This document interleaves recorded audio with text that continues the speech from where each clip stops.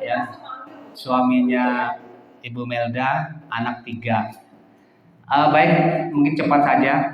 Saya sampaikan firman Tuhan dan kesaksian satu paket dengan cepat ya. Bukan khotbah panjang. Nah, saudara, yang pertama gini, bagaimana kita sebagai orang percaya ini bisa memberitakan Injil Kerajaan Tuhan dengan baik dan benar. Yang pertama, saudara mari buka Lukas 24 ya, ayat 46. Ya, saya akan bacakan. Saudara menyimak. Lalu ia membuka pikiran mereka sehingga mereka mengerti kitab suci. Jadi yang pertama adalah kita harus mengerti kitab suci, mengerti firman Tuhan. Saudara ingat nggak, murid-murid Yesus 3,5 tahun bersama dengan Tuhan Yesus, tapi pikirannya belum terbuka. Ya, berapa tahun kita mengiring Tuhan hingga sekarang? Pertanyaannya, apakah pikiran kita sudah terbuka mengerti kitab suci? Di sini peran Tuhan Yesus, apa yang dia lakukan? Lalu ia di sini adalah Yesus membuka pikiran mereka. Mereka adalah para murid.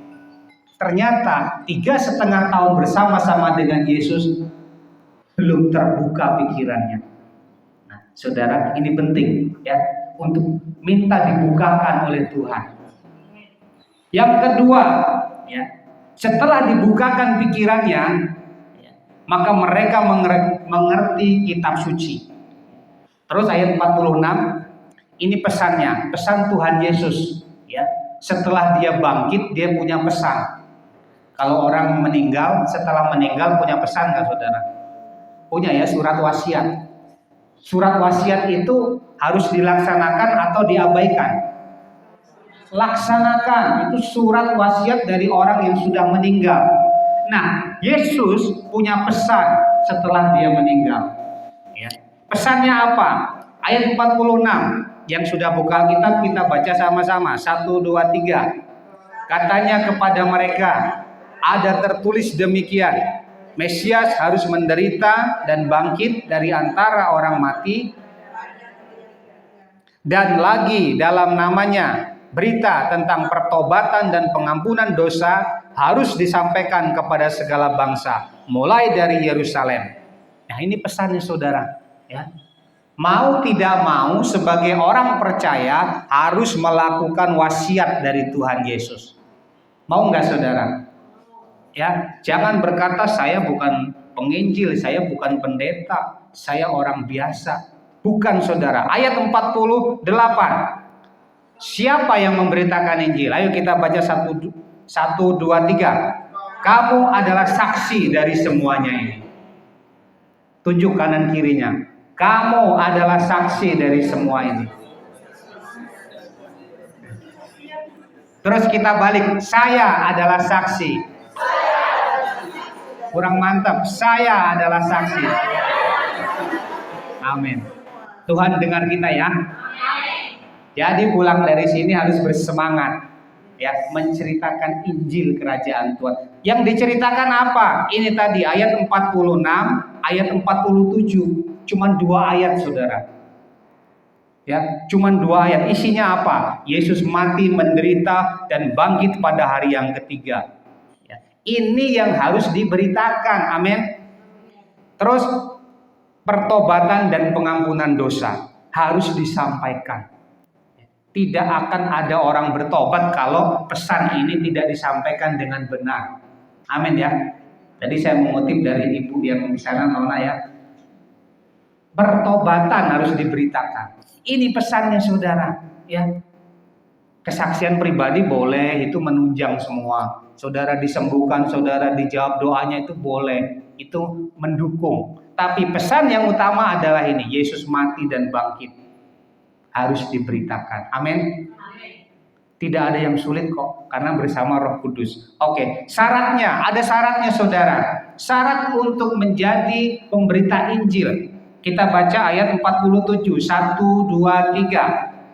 Dan lagi dalam namanya berita tentang pertobatan dan pengampunan dosa harus disampaikan kepada segala bangsa, mulai dari Yerusalem. Nah, Terus ayat 48, kamu adalah saksi dari semuanya ini. Ya.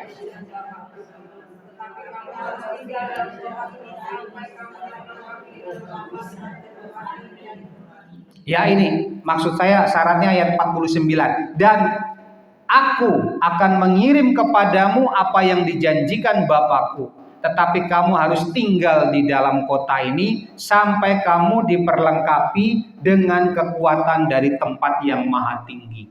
Saudara, murid-murid sebelum dia pergi memberitakan Injil, dia diperlengkapi terlebih dahulu.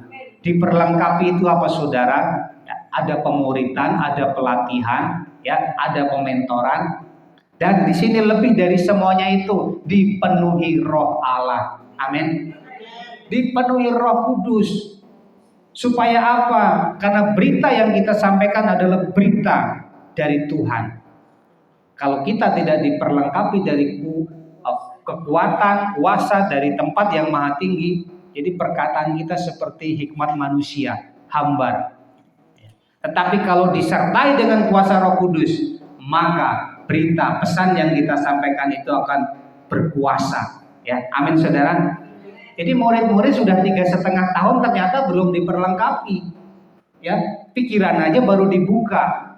Dan Tuhan bilang tunggu sampai kalian diperlengkapi dengan kuasa dari tempat yang maha tinggi. Maka mereka menunggu di loteng Yerusalem sampai mereka dipenuhi oleh Roh Kudus. Nah, jadi saudara, dalam pemuritan hubungan kita dengan pribadi dengan Tuhan, apabila kita merasa belum dipenuhi, belum diperlengkapi dengan kuasa Roh Kudus, minta sama Tuhan. Amin. Minta.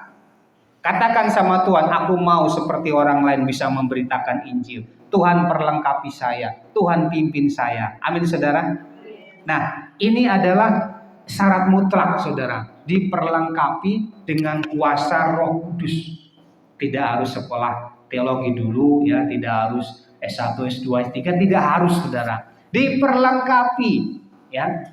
Kalaupun bisa kuliah ya nggak masalah, tapi tidak harus semuanya, ya, tidak harus semuanya.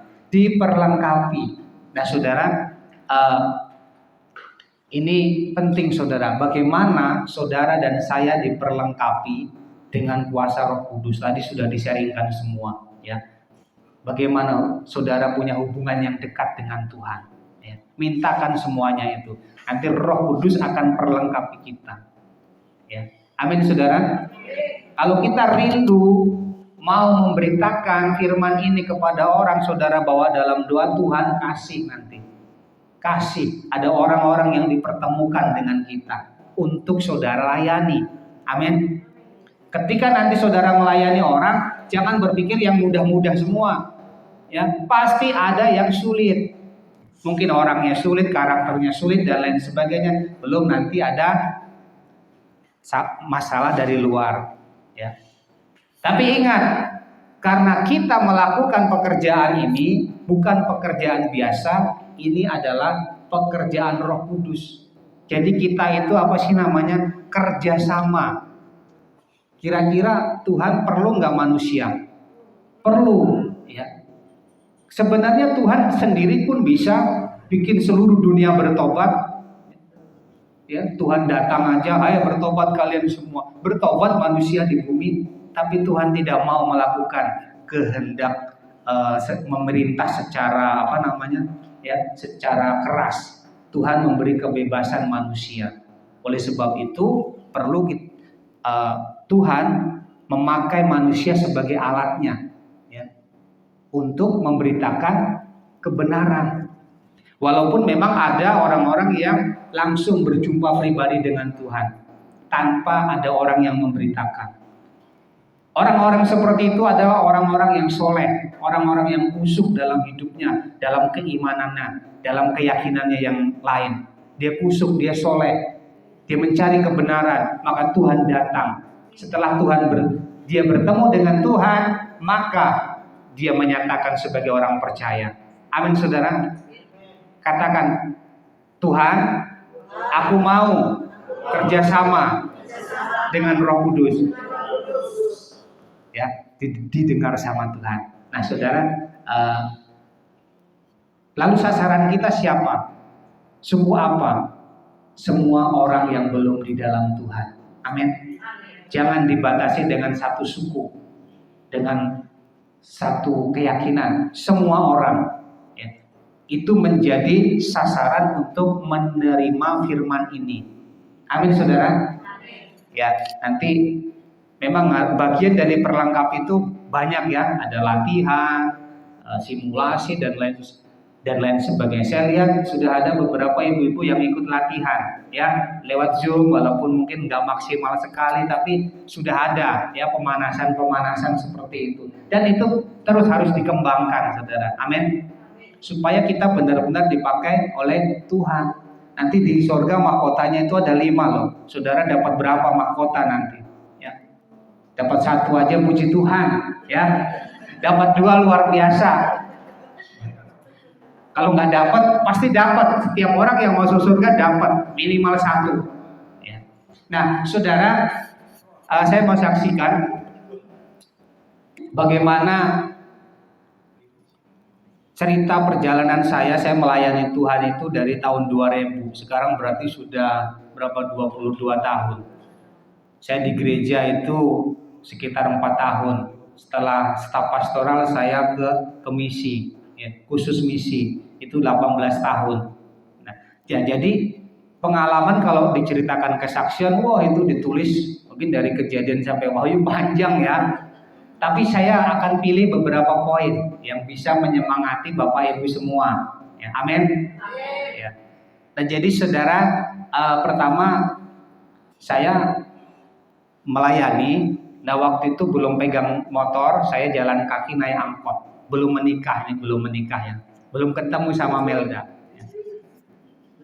Pergi saudara, karena kalau udah berangkat dari rumah keluar ongkos transport itu bisa 30.000, buat ongkosnya aja 40.000. Kalau saya sudah berangkat, saya harus dapat jiwa. Sebelum dapat jiwa saya nggak mau pulang. Akhirnya gimana caranya, saudara? Jalan terus dari kampung ke kampung. Saya bawa apa? Bawa vitamin, saya tawar-tawarin sama orang. Namanya di kampung nggak langsung dibayar. Harganya 15.000, bayarnya bisa berkali-kali. 1.000, 2.000. Jadi, tapi tujuan saya bukan jualannya. Saya bisa ketemu orangnya, bisa bertemu berkali-kali. Ya. Dan akhirnya puji Tuhan, semakin dikenal saya sebagai tukang obat, ya kan? Di situ berkembang lagi. Saya tanya, siapa yang sakit di sini? Tolong bawa saya ke sana. Diantarin ketemu orang-orang yang sakit. Setelah diantarin, langkah pertama beritakan firman. Beritakan Yesus mati, menderita dan bangkit. Ya, dan akan datang kembali. Lalu, terima, tantang dia. Bapak percaya nggak pesan yang saya sampaikan? Enggak, katanya. Saya kan Muslim. Oke, kalau Bapak nggak percaya, saya mau katakan dosa Bapak masih ada. Ya, bukan kata saya, kata kitab suci. Kalau Bapak nggak percaya, ya Bapak nggak punya tempat di sorga. Bukan kata saya, tapi kata kitab suci. Dia nggak marah, benar nggak? Kalau kata saya nanti marah. Kalau kata kitab suci, dia nggak bisa lawan. Tanya kedua, enggak. Tanya ketiga, apa Bapak percaya? Iya, percaya. Ya, mau terpaksa mau enggak, dia percaya. Ya. Kita doakan, bla bla bla bla. Besoknya kita datang lagi. Sampai orang itu dipermandikan. Ya, amin saudara. Nah, suatu hari saya ketemu sinden. Saudara pernah dengar sinden wayang di Jawa Barat? Ya. Ketika saya sengaja mau hujan keluar rumah, wow, hujan, orang biasanya nggak mau keluar. Saya pas mendung-mendung pergi. Ya. Naik angkot kemana aja, pokoknya turun sekali, udah. Mendarat di mana aja, pokoknya begitu mau turun hujan saya mendarat di rumah paling dekat. Begitu saya mendarat di rumah itu disambut seorang ibu, bukan, ini masih, ya, seorang ibu. Ternyata saya disambut, dikasih air minum, terus begitu dikasih air minum, Pak jangan di teras nanti basah di ruang tamu, baik. Kenalan, begitu kenalan langsung saya tanya, Bu, Ibu sepertinya banyak masalah ya? Langsung menangis ibu ini, saudara. Aduh, apa saya salah ngomong ini ya? Ternyata Roh Kudus sedang tuntun saya, ya. Begitu, Bu, jangan nangis dulu. Ibu cerita masalahnya apa. Kalau ibu nanti percaya sama pesan yang saya sampaikan, ibu akan dibebaskan dari semua masalah ibu. Dia cerita, saudara. Di Madu udah 4 kali, ya, di sinden. Sudah agak usianya waktu itu 60-an tahun, jadi cantiknya sudah hilang. Suaminya cari lagi yang lain, ya. Nah, dia sakit hati dan lain sebagainya. Pokoknya sakit hatinya sudah bertumpuk-tumpuk. Melalui dari latar belakang itu saya langsung bilang, Bu, Ibu percaya nggak ada Tuhan? Percaya. Sekarang saya mau ceritakan tentang Tuhan saya. Ya, ceritakan panjang lebar. Yesus mati, lahir dan bangkit. Lalu saya tanya sama dia, Bu, apakah ibu mau percaya bahwa Yesus itu Tuhan? Dia marah-marah katanya. Nah, ini 12 tahun saya bilang. 12 tahun saja disembuhkan oleh Tuhan. Saya ceritakan bagaimana wanita pendarahan 12 tahun mengalami mujizat Tuhan. Hanya dengan menyentuh jubah Yesus dengan imannya yang besar, maka perempuan yang sakit 12 tahun pendarahan menjadi sembuh. Nah, saya ceritakan sama ibu ini dan ibu ini benar-benar merespon, ya. Dan akhirnya setelah itu ada tantangan firman Tuhan, maukah ibu percaya kepada Yesus sebagai Tuhan dan juru selamat? Iya, saya mau, ya. Kami doakan, tuntun dalam doa. Doanya ada dua, doa pengakuan iman dan doa kesembuhan. Doakan, saya usir semua kuasa-kuasa setan, roh jahatnya. Lalu saya berdoa tumpang tangan untuk sakitnya. Dan puji Tuhan, suami istri terima Tuhan. Ya, amin saudara. Suami istri terima Tuhan. Saya bilang sama suaminya, buktikan apa kata saya, bukan kata saya, tapi kata firman Tuhan, bahwa Yesus itu berkuasa. Dalam beberapa hari ini istrimu akan sembuh. Saya pulang, 3 hari lagi saya datang. Saya penasaran, ya, sembuh nggak ibu ini? Begitu saya datang, Teteh, ini saya Haryanto. Oh iya, masuk, katanya. Saya tanya, gimana Teh? Sudah ada perubahan? Alhamdulillah, sudah sembuh, katanya. Ya, benar. Saya tanya suaminya itu namanya Firman, ya. Orang Muslim tapi namanya Firman, kan keren ya. Pak Firman gimana? Benar sembuh? Udah sembuh Mas. Wah, puji Tuhan. Kapan sembuhnya? Ya, setelah didoakan itu besoknya sembuh katanya. Padahal saya datang hari ketiga. Ya, luar biasa kan kuasa Tuhan Yesus. Ya. Tidak lama kemudian dia mengikuti proses, ya, untuk persiapan permandian. Ya. Dan setelah belajar firman Tuhan, dia dipermandikan, suami istri. Amin saudara. Luar biasa. Ini berapa menit lagi ya? Sudah. Oh, sampai jam 12 ya. Karena kalau sudah ngomong itu kita sudah lupa waktu masalahnya. Ya. Ya. Boleh. Ya, jadi saudara, nanti kalau yang mau belajar, kalau belajar penginjilan, istri saya bisa handle. Kalau mau laki-laki mau belajar juga boleh. Sudah sampai di Villa Musa ya teman-teman. Oke.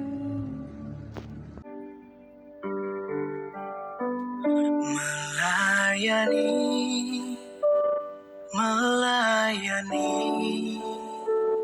lebih sungguh.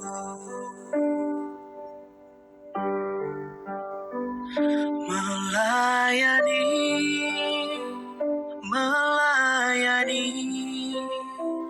lebih sungguh.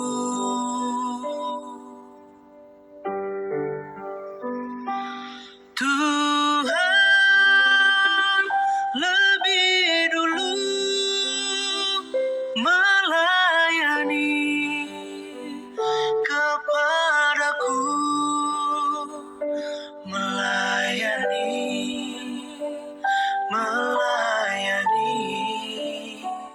lebih sungguh.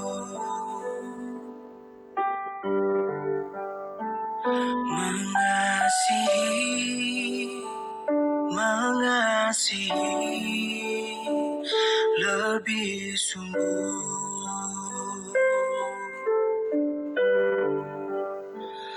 mengasihi